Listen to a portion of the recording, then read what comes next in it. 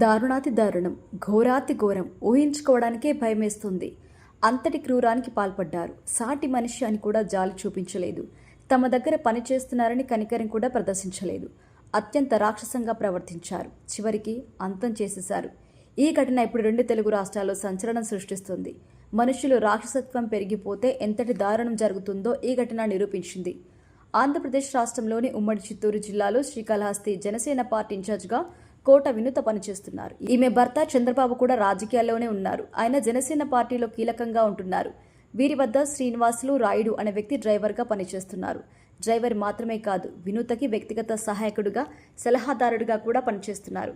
ఇటీవల వినోద రాయుడిపై సంచలన ప్రకటన చేశారు. అతడు తమ రాజకీయ విరోధులతో కలిసి పనిచేస్తున్నారని, తమను ఇబ్బంది పెడుతున్నారని అన్నారు. అందుకే దూరం పెడుతున్నామని, అతడికి మాకు సంబంధం లేదని కూడా ఒక ప్రకటన చేశారు. దానిని శ్రీకాళహస్తిలోని మీడియా గ్రూపుల్లో పోస్ట్ చేశారు. తర్వాత కొద్ది రోజులకి రాయుడు కనిపించడం మానేశారు.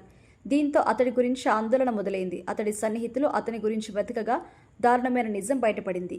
శ్రీకాళహస్తి జనసేన ఇన్ఛార్జ్గా కొనసాగుతున్న వినూతకి రాయుడు డ్రైవర్ మాత్రమే కాదు, పొలిటికల్ అడ్వైజర్, అత్యంత సన్నిహితమైన వ్యక్తి. అయితే ఇటీవల చెన్నై సమీపంలో కూవం నదిలో ఒక యువకుడి మృతదేహం లభ్యమైంది. దీనిపై అక్కడి పోలీసులు కేసు నమోదు చేశారు. తర్వాత అతడు ఒంటి మీద ఉన్న గాయాలను పరిశీలించి హత్యకు గురయ్యారని భావించారు. తర్వాత వారి పరిధిలో దర్యాప్తు చేయగా అసలు విషయం బయటకొచ్చింది. చనిపోయిన యువకుడు వినూత డ్రైవర్ అని తేలింది. దీంతో పోలీసులు మరింత లోతుగా దర్యాప్తు చేస్తున్నారు. రాయుడిని గడిచిన 21వ తేదీ నుంచి విధుల నుంచి తొలగిస్తున్నట్టు వినూత సోషల్ మీడియా గ్రూపుల్లో చెప్పారు. తర్వాత అతడు కొద్ది రోజుల నుంచి కనిపించడం మానేశారు. అయితే అతడిని ఈ నెల 8న గోదాంలో బంధించారు. చిత్రహింసలకి గురి చేశారు.